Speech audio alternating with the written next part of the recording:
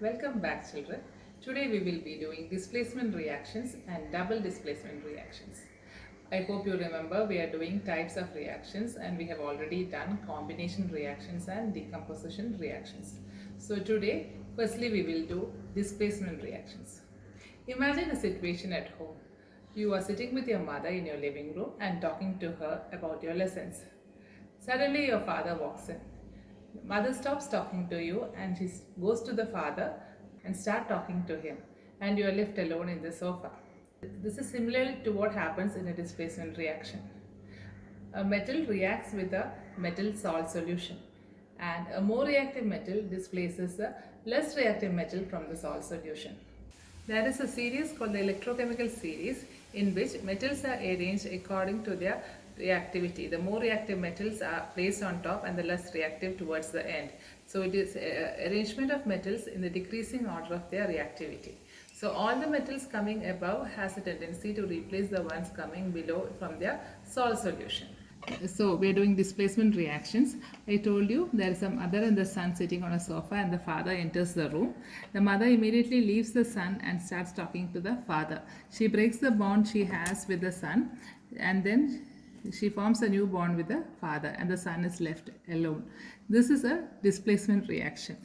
AB plus C, that is this is a compound, reacts with an element or a metal C, and the bond AB is broken and you get AC and B is left alone. So single displacement reaction. So the experiment is, take two test tubes, add copper sulfate solution into both the test tubes.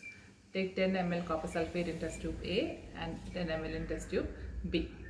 In test tube A, place two iron nails hanging from a thread and leave the other test tube just like that with copper sulfate. Don't add any nails into it. Keep one nail extra just for observation. Leave the solutions for 20 minutes. Observe what happens after 20 minutes. You can see the blue color of copper sulfate solution has changed to light green in the test tube where there are two nails. This is because some sort of reaction has happened. And the other test tube, which has just copper sulfate and no nails, the color does not change. It's blue as before. And the nail which is left behind, just left for observation, remains the same. Only there is change in the test tube where you have put the two iron nails.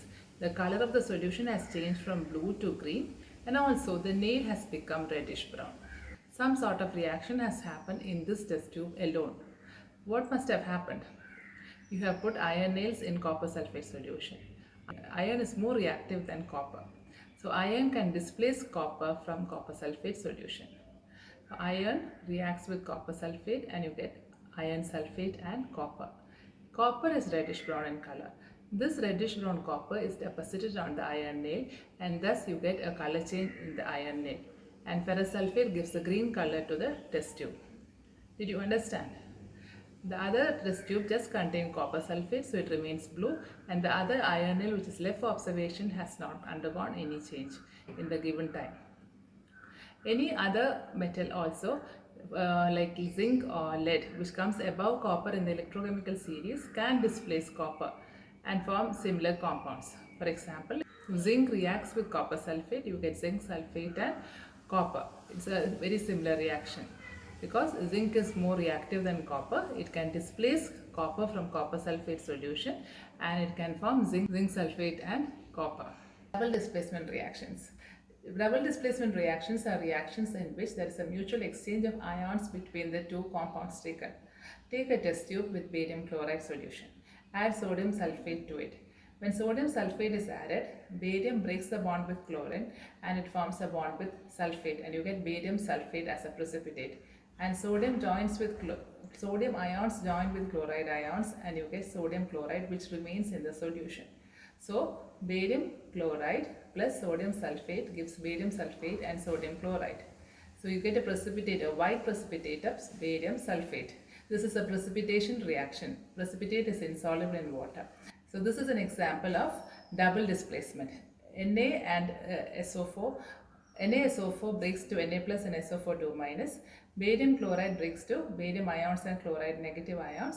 And there is a mutual exchange of ions and you get new compounds. So neutralization reactions are double displacement reactions. For example, sodium hydroxide reacts with hydrochloric acid to give sodium chloride and water. This is a very common neutralization reaction. It is a double displacement reaction.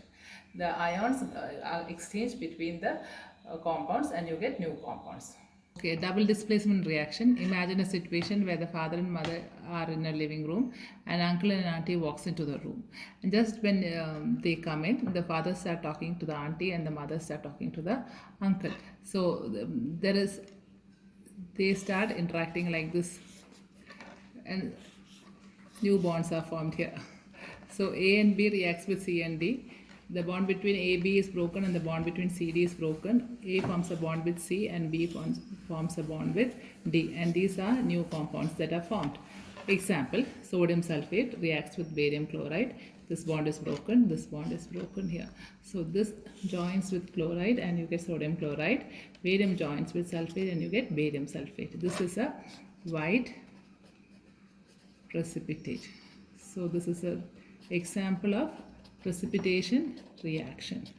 Also, sodium hydroxide reacts with HCl and you get sodium chloride plus water. This we have discussed earlier.